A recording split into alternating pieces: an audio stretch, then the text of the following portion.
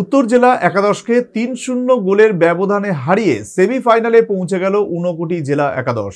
৬৩তম Subrata Mukherjee cup অনূর্ধ্ব-১৭ মহিলা ফুটবলে ব্যাপক সাড়া পরিলক্ষিত হল কৈলাসহর কলেজ স্টেডিয়ামে। ব্লক ভিত্তিক, মহকুমা ভিত্তিক, জেলা ভিত্তিক আসরের পর শুরু হলো রাজ্যভিত্তিক সুব্রত মুখার্জি কাপ ফুটবল প্রতিযোগিতা। বৃহস্পতিবার ৬৩তম এই আসরের অনূর্ধ্ব-১৭ বিভাগের মেয়েদের আসর শুরু হয়েছে ঊনকোটি জেলার কৈলাসহর কলেজ স্টেডিয়ামে। ৯টি দলকে নিয়ে অনুষ্ঠিত আসরের উদ্বোধন করেন ক্রীড়ামন্ত্রী টিঙ্কু রায়।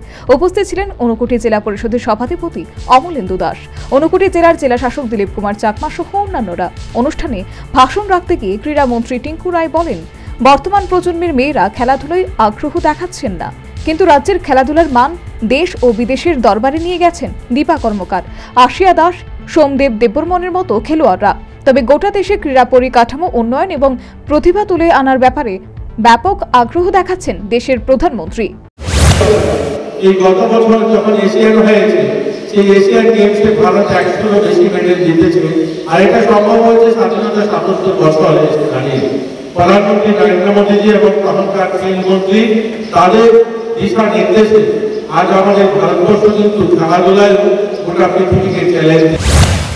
ত্রিপুরা স্কুল স্পোর্টস বোর্ডের উদ্যোগে আয়োজিত এবারের এই আসরে অংশ নিয়েছে ৯টি মহিলা দল। ৩ দিনের আসরে শুক্রবার অনুষ্ঠিত হবে গ্রুপ লিগের বাকি ম্যাচগুলো।